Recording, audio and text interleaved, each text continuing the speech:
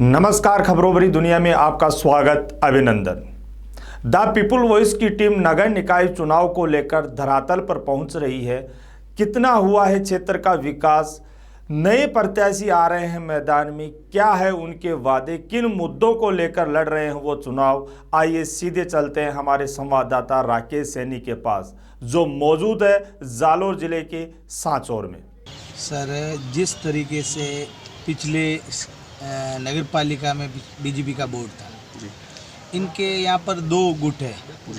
दोनों गुट में एक दूसरे पर आरोप प्रत्यारोप के चक्कर में इन्होंने एक दूसरे के गुट का चेयरमैन को गिराया। उसके बाद दोनों ने धनबन के आधार पर ये सारा काम किया था।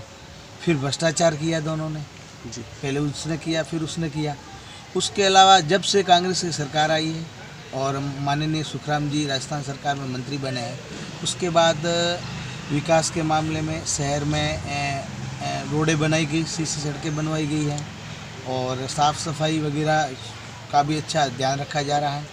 और सबसे बड़ी बात है, एक कॉलेज मुख्यमंत्री द्वारा आवंटन करवाई गई जो सांचौर में नहीं थी, जो पहली बार हुआ। और शहर में घूमने के लिए वगैरह कोई स्थान नहीं था, तो उसके लिए एक खुद के विभाग से मंत्री जी से स्वीकृत करवा के एक स्मृतिवन के रूप में एक उसका प्रोजेक्ट लाया गया और उसका निर्माण किया गया, जिसके तहत उसमें वृक्षारोपण कर दिया गया है। अब उसमें योगा सेंटर बनाया जाएगा। इसके लिए हमने पहले से ही काम शुरू कर दिया है।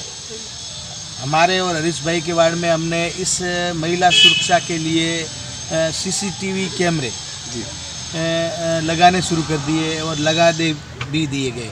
उससे पहले भी नगरपालिका द्वारा भी शहर के जो महत्वपूर्ण सर्कल है वहाँ पर सीसी कैमरे वगैरह, चोरी वगैरह, ये जैसे महिलाओं की सुरक्षा को देखते हुए लगा दिए गए थे।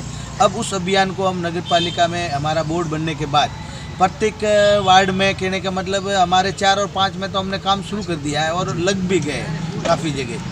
पर अब इसको 35 वार्डों में नगरपालिका द्वारा सारी जगह लगाए जाएंगे ताकि बहन बेटी की सुरक्षा हो और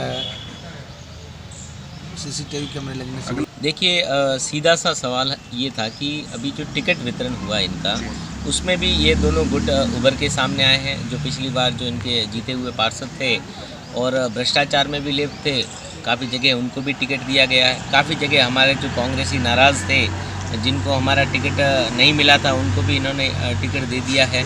अब तकरीबन जैसा देखने को आता है कि कुछ ले दे के टिकट वितरण करना, अपने ही सरकार को, अपने ही बोर्ड को गिराना, फिर दूसरे को कांग्रेस के समर्थन से बोर्ड बनाना, ये सारी भाजपा की दोगली नीतियां हैं, जिसके कारण ये सारा कुछ बिल्कुल असंतोष है और ज़रूरी भी है। क्योंकि देखो, कार्यकर्ता पार्टी की रीढ़ की हड्डी होती है। कार्यकर्ता मेहनत करता है, मजबूती से अपनी पार्टी को खड़ा करता है और उस कार्यकर्ता का टिकट करता है, या उस जाति या समाज के साथ दुर्व्यवहार किया जाता है, उसको टिकट न देकर उनकी अनदेखी की जाती है, उसका खामियाजा निश्चित ही भाजपा को भुगतना पड़ेगा। देखिए, आपने बहुत ही अच्छी बात की है नहर की। यहाँ पर नर्मदा नहर जो है वो एक जीवन का स्रोत है।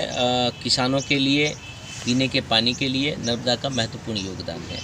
नर्मदा का अगर हमारा बोर्ड बनता है तो हम ये प्रयास करेंगे कि जितनी नियरेस्ट जो डिकिया है, सांचौर में हमने एक लिफ्ट कैनाल भी जो अपनी बनी हुई है, जो पीने का पानी जो सांचौर सिटी में भी सप्लाई करती है और बाहर भी पानी पीने का जा रहा है। हम ये चाहेंगे कि उसकी पूर्ण रूप से सफाई व्यवस्था हो, ताकि एक फ़िल्टर्ड पानी पूरे सांचौर सिटी में, जो ये मिनरल वाटर के जो चल रहे हैं, उनको बंद करके एक फ़िल्टर प्लांट पूरे सिटी के लिए।